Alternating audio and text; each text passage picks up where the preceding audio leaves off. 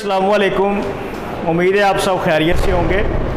आज हम next topic को डिस्कस करते हैं, कैलोरीमेट्री। कैलोरीमेट्री बेटे टेक्निक है, technique for measurement of delta H. ठीक है, कैलोरीमेट्री बेटे क्या है कि ऐसी टेक्निक जिससे हम क्या करते हैं, एंथैल्पी चेंज को मेजर करते हैं, उस टेक्निक को बेटा जी आप क्या कहते हैं, कैलोरीमेट्री। ओके हो गया। The technique which is used for the measurement of enthalpy change is called as calorimetry. तो there are two types of calorimeter. Calorimeter बेटे वो इंस्ट्रूमेंट्स हैं जिनसे हम एंथैल्पी चेंज को मेजर करते हैं, याद रहेगा। तो कैलोरीमीटर्स बेटा क्या है, calorimeters, there are two types of calorimeters. Number one is glass calorimeter. पहले वाला क्या है बेटे, ग्लास कैलोरीमीटर है। जबकि सेकंड बेटे क्या है, बॉम कैलोरीमीटर। ठीक हो गया। तो ग्लास कैलोरीमीटर और बॉम कैलोरीमीटर बेटे ऐसे इंस्ट्रूमेंट हैं जिनसे हम क्या करते हैं, एंथैल्पी चेंज को मेजर करते हैं। तो ये दोनों ही लॉन्ग क्वेश्चंस हैं, याद रहेगा बेटे। ये दोनों ही क्या है, लॉन्ग क्वेश्चंस हैं आपके सिलेबस का। स्मार्ट सिलेबस जो रिसेंटली आप जिसका पेपर देंगे ये उसका हिस्सा भी है। क्लियर है। Glass calorimeter, bomb calorimeter previous papers में ये दोनों पेपर में भी आते रहे हैं। ओके हो गया। तो सबसे पहले हम डिस्कस करते हैं बेटा जी glass calorimeter. Glass calorimeter, glass calorimeter जो है ये बेटे स्पेशलाइज्ड है for the measurement of standard enthalpy of solution. Specialised किस चीज के लिए स्पेशलाइज्ड है बेटे, नंबर वन डेल्टा HSLO, यानी कि स्टैंडर्ड एंथैल्पी ऑफ सॉल्यूशन को मेजर करना हो तो हम क्या इस्तेमाल करते हैं बेटे, ग्लास कैलोरीमीटर। या फिर बेटा जी हमने क्या फाइंड करनी हो, हमने फाइंड करनी हो स्टैंडर्ड एंथैल्पी ऑफ न्यूट्रलाइजेशन। ठीक है, स्टैंडर्ड एंथैल्पी ऑफ न्यूट्रलाइजेशन या स्टैंडर्ड एंथैल्पी ऑफ सॉल्यूशन हमने फाइंड करनी हो तो फिर बेटा जी हम क्या इस्तेमाल करते हैं, ग्लास कैलोरीमीटर। ये आपको मल्टीपल चॉइस क्वेश्चन के तौर पे पूछा जा सकता है कि glass calorimeter is used for the measurement of, तो बेटा याद रखना है किस किस के लिए, स्टैंडर्ड एंथैल्पी ऑफ न्यूट्रलाइजेशन और standard enthalpy of solution find करने के लिए हम क्या करते हैं, ग्लास कैलोरीमीटर को इस्तेमाल करते हैं। याद रहेगा बेटे। ग्लास कैलोरीमीटर की अगर बेटे स्ट्रक्चर देखें तो ये बेसिकली क्या है, एक इंसुलेटेड बॉक्स है। ये बेटा जी क्या है, एक इंसुलेटेड बॉक्स। अब इंसुलेटेड बॉक्स बेटे क्या होता है, ऐसा बॉक्स जिसके अंदर या जिससे बाहर हीट नहीं आ सकती, उसे आप क्या कहते हैं, इंसुलेटेड बॉक्स कहते हैं। ओके हो गया। अब यहां पर बेटा जी क्या है कि ये है हमारे पास हमारा सिस्टम जिसके अंदर हम क्या करेंगे, रिएक्शन को प्रोसीड करवाएंगे। यहां पे हमारे पास बेटा क्या है, स्टाइकियोमेट्रिक अमाउंट्स ऑफ रिएक्टेंट्स। ये कौन सी अमाउंट्स हैं बेटे, स्टाइकियोमेट्रिक अमाउंट्स ऑफ रिएक्टेंट्स। याद रहेगा ये रिएक्टेंट्स की स्टाइकियोमेट्रिक अमाउंट्स हैं, यानी कि वो वाली अमाउंट्स जो बैलेंस केमिकल इक्वेशन में गिवन है। मिसाल के तौर पे हमारे पास बेटा जी क्या है, हाइड्रोक्लोरिक एसिड और कास्टिक सोडा। तो हाइड्रोक्लोरिक एसिड और कास्टिक सोडा रिएक्शन करते हैं तो बेटे ये क्या बनाते हैं, साल्ट प्लस वाटर। तो यहाँ पे हाइड्रोक्लोरिक एसिड का बेटा जी मैस कितना है 36.5, जबकि कास्टिक सोडे का बेटे कितना है 40 ग्राम पर मोल। तो ये वाली अमाउंट्स बेटा जी क्या कहलाएंगी, स्टाइकियोमेट्रिक अमाउंट्स कहलाएंगी। याद रहेगा बेटे, स्टाइकियोमेट्रिक अमाउंट्स। इसके अलावा यहाँ पर बेटा जी हमने क्या लगाया हुआ है, यहाँ पे हमने थर्मामीटर को भी लगाया हुआ है, ठीक है। ये थर्मामीटर है। थर्मामीटर से हम क्या करते हैं कि सिस्टम का या रिएक्शन मिक्सचर का बिफोर रिएक्शन और आफ्टर रिएक्शन टेम्परेचर जो है उसको मेजर करते हैं। क्लियर हो गया। थर्मामीटर से क्या करते हैं, थर्मामीटर से हम रिएक्शन मिक्सचर का टेम्परेचर मेजर करते हैं। इसके अलावा बेटा जी यहाँ पे हमने क्या लगाई हुई है, एक स्टीरर। स्टीरर से क्या करते हैं कि रिएक्टेंट्स को मिक्स करते जाते हैं ताकि वो रिएक्ट करके प्रोडक्ट बनाए। क्लियर हो गया। अब यहाँ पर बेटा जी प्रेशर जो है, प्रेशर वो क्या है, कांस्टेंट है। सिस्टम का प्रेशर बेटा जी क्या है, कांस्टेंट। अब यहाँ पर इस सिस्टम और इस बॉक्स के दरमियान यहाँ पे बेटा जी क्या है, कॉटन है। कॉटन रख सकते हैं या पेपर पल्प रख सकते हैं। इसका पर्पस क्या होता है, इसका पर्पस इंसुलेशन होता है। मतलब क्या है बेटे कि ये सिस्टम से हीट को आउट या इन जाने से क्या करेगा, रोकेगा। ठीक है, ये इंसुलेशन बॉक्स है। और इस इंसुलेशन बॉक्स में ये बेटा जी क्या है, ये कॉटन है। ठीक है, और ये क्या करती है, एक्ट करती है एज इंसुलेटर।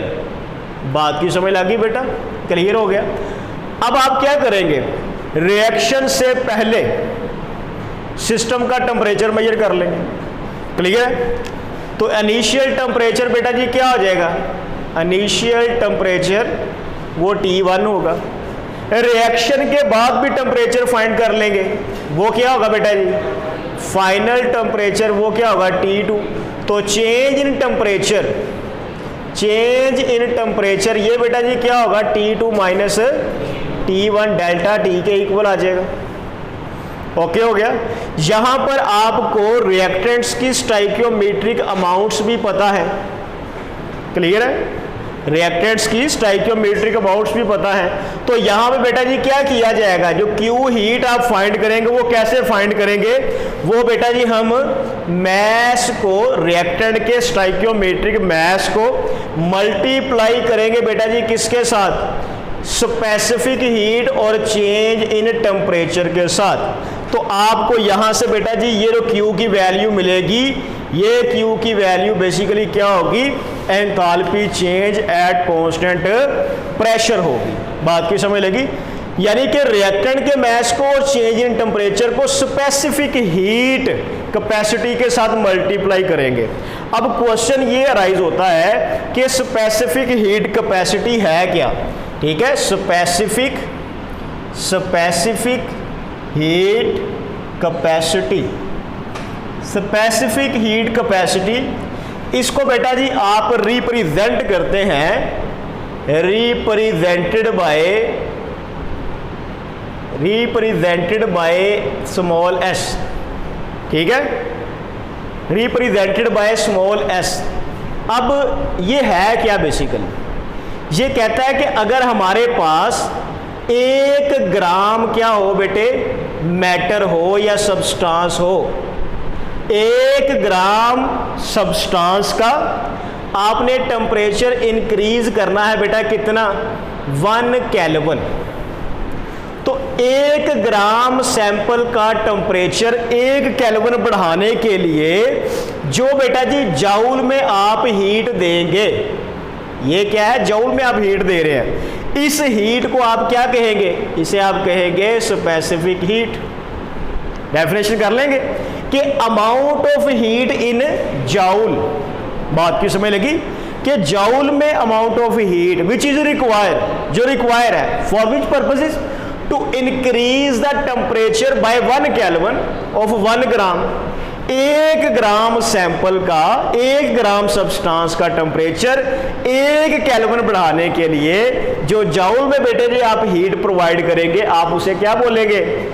उसे आप बोलेंगे स्पेसिफिक हीट बोलेंगे। तो स्पेसिफिक हीट जो है बेटा जी, इसके यूनिट्स और इसका फार्मूला क्या बनता है? तो यहाँ पे देखें, इसी फार्मूले से आपने S की वैल्यू निकालनी है। तो ये S बेटा जी किसके इक्वल आ जाएगा? ये M और डेल्टा T इस तरफ आगे क्या हो जाएंगे? डिवाइड। तो ये आ जाएगा Q over M multiply delta T।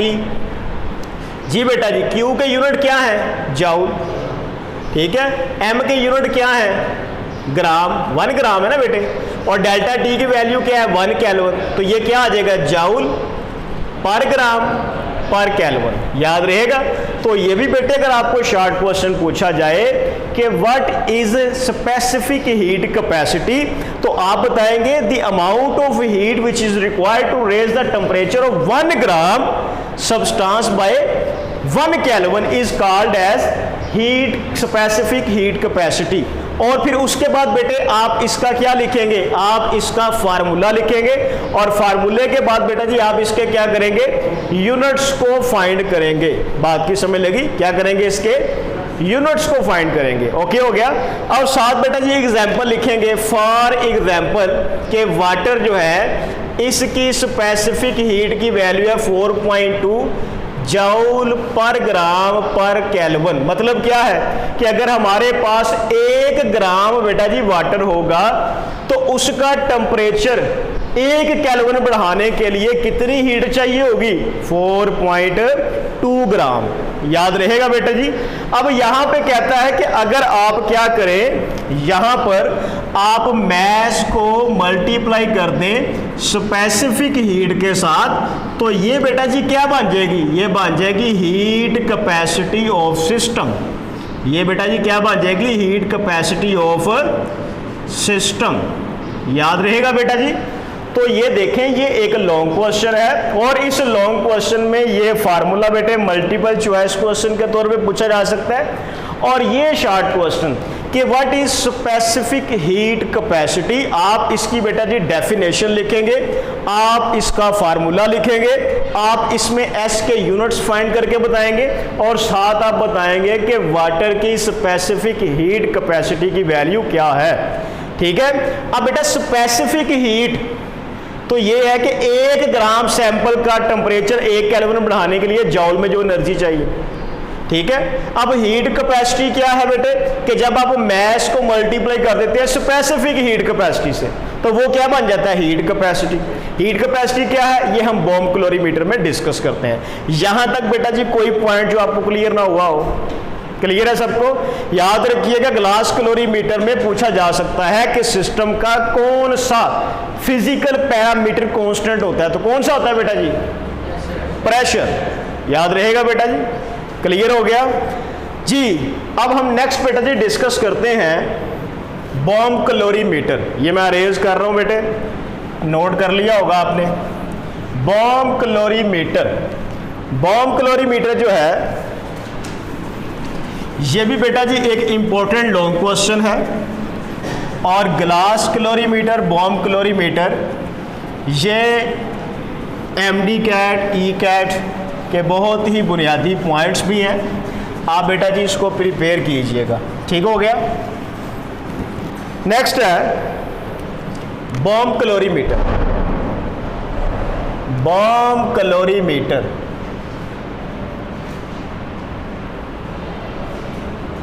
Bomb calorimeter जो है ये बेटा जी स्पेशलाइज्ड है। This calorimeter is specialized for the determination of standard enthalpy of combustion.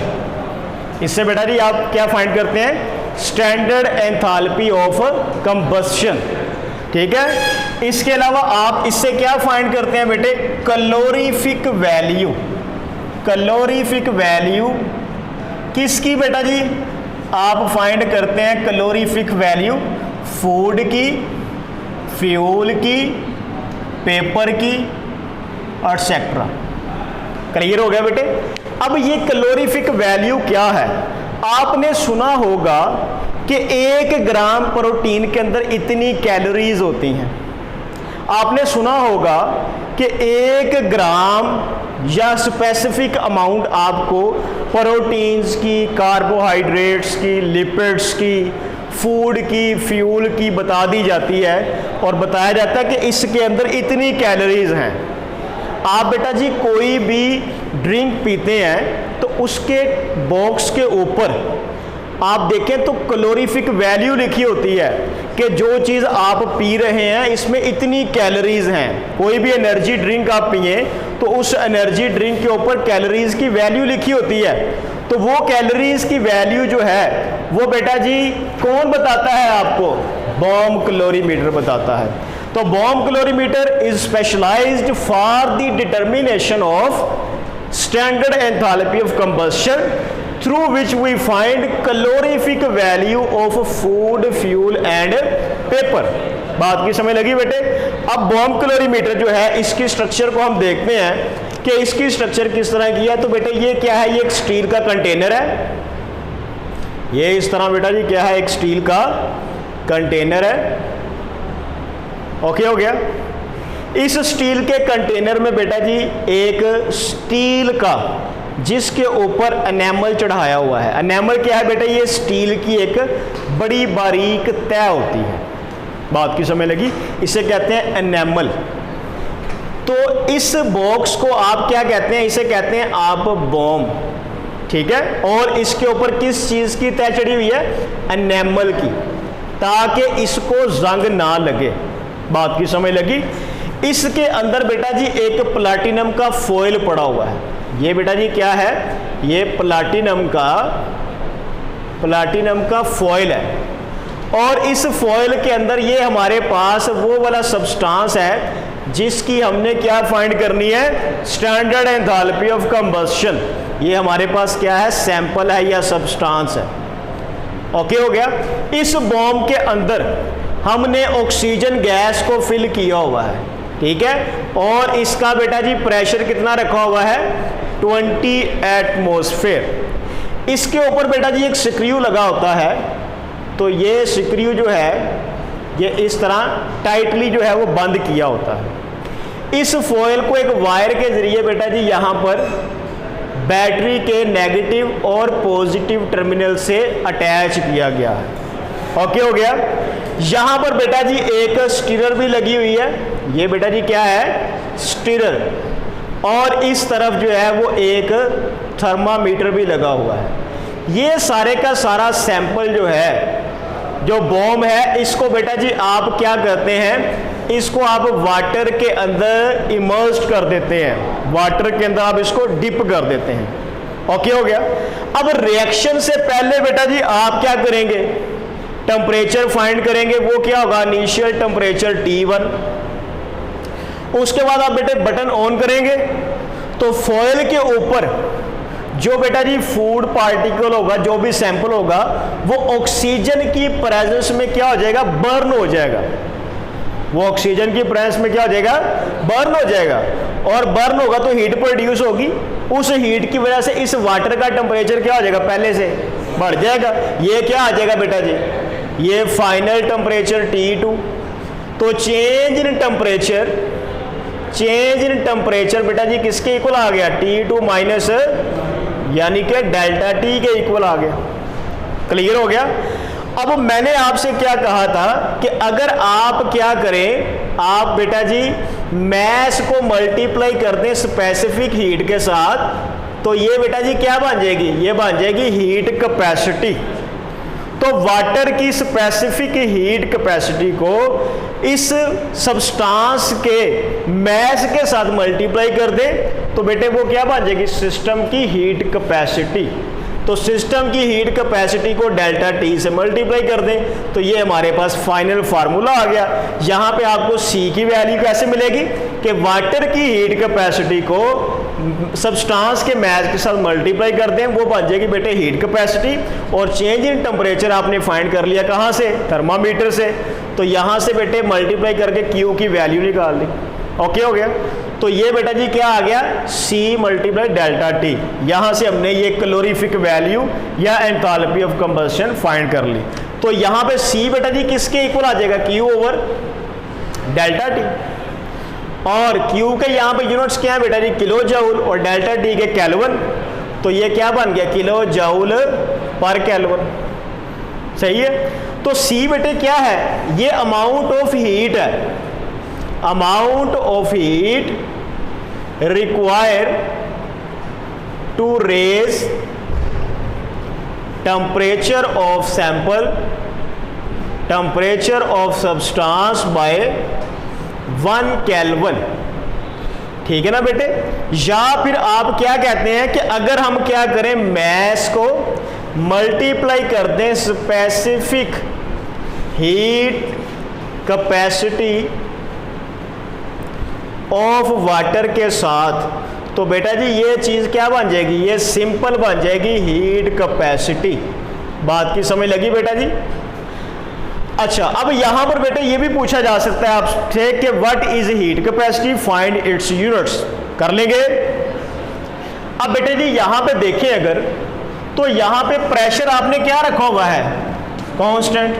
Pressure क्या रखा हुआ है आपने, प्रेशर कांस्टेंट है। लेकिन इसके साथ अगर आप देखें, आपने पढ़ा था एंथैल्पी चेंज में कि जब सॉलिड या लिक्विड की स्टेट चेंज होती है तो उनका वॉल्यूम बेटा क्या रहता है, कांस्टेंट रहता है। डेल्टा वी क्या होता है, 0 के बराबर होता है। मतलब क्या है कि यहाँ पे जो वॉल्यूम है वो भी क्या है बेटे, कांस्टेंट है। क्यों, क्योंकि यहाँ पे जो सैंपल आप ले रहे हैं वो या तो सॉलिड हो सकता है या फिर लिक्विड हो सकता है। इसलिए यहाँ पर बॉम कैलोरीमीटर में प्रेशर और वॉल्यूम की वैल्यूज क्या होती हैं, कांस्टेंट होती हैं।